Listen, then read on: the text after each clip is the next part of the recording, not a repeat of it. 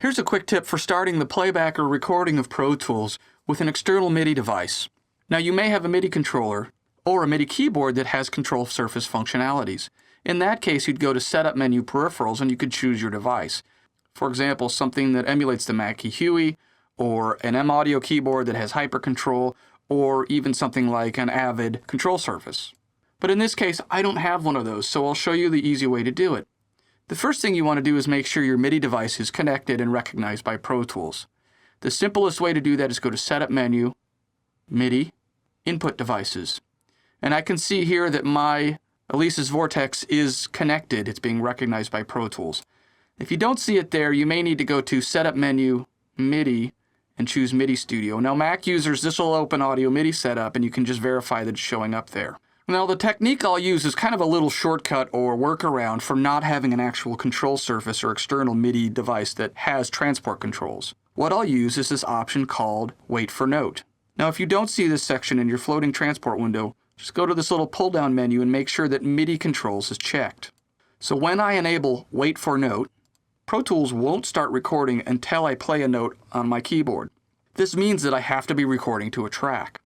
So what I've done here is I've added a MIDI track. Now this is kind of a dummy MIDI track. It's not really triggering anything. I have it set to my Roland JV1010, but at the moment that's not even connected. So when I record and enable this track, it's just going to receive input from my controller keyboard.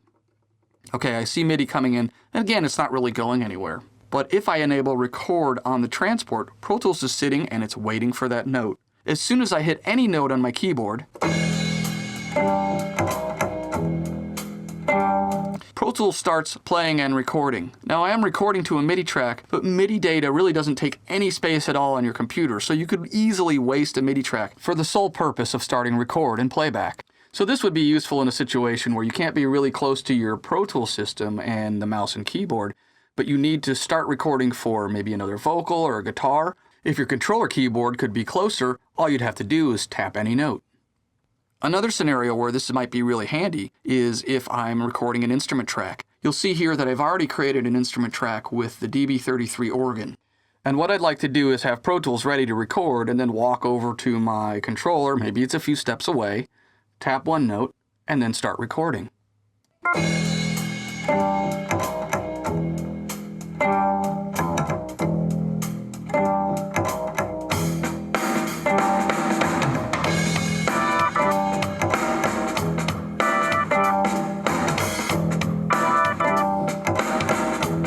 Now you probably heard that first note I tapped. That didn't get recorded, but all the other notes did get recorded to the instrument track. So that first note I tapped was just the command to start Pro Tools.